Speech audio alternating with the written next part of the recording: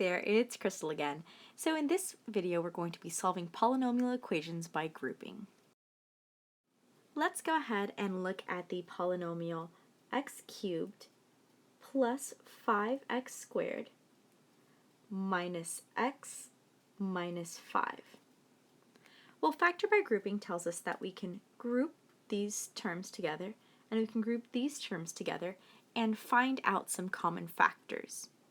So, if we were to group these first two together, our common factor would be x squared. When we have x cubed divided by x squared, we get left over with an x, and when we have 5x squared divided by x squared, we get left over with plus 5. Fantastic. Now let's go ahead and look at our second set. What they have in common is a -1. And when we divide negative x by -1, we get x, and -5 divided by -1 gives us plus 5. Awesome. So now that we have our x plus 5 and our x plus 5, we know that we're on the right path. So let's go ahead and factor out that x squared minus 1 and leave our x plus 5 right back here. Now it looks like we're almost done, but we're not quite there yet.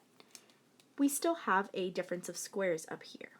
So in order to factor out that difference of squares, we're going to go ahead and take the square root of the first term and the square root of the second term, and we're going to go ahead and repeat that,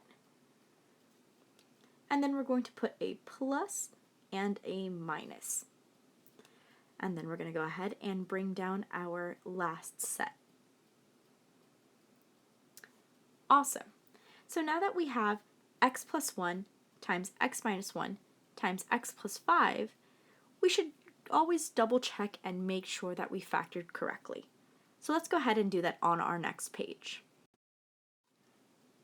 X plus 1 times x minus 1 times x minus 5, I'm sorry, that's x plus 5.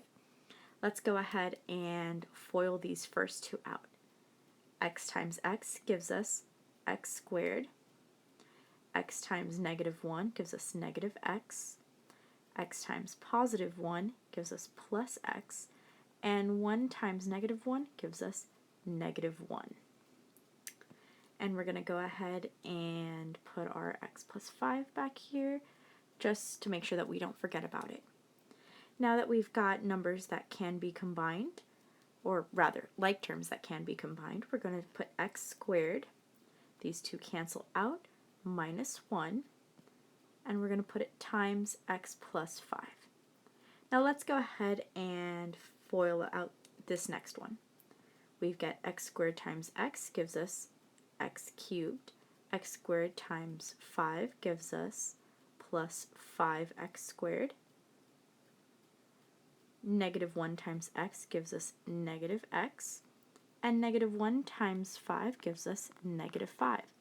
Since we came up with the original equation, the original expression, we can say confidently that x plus 1, x minus 1, x plus 5 is in fact the factored version of x cubed plus 5x squared minus x minus 5.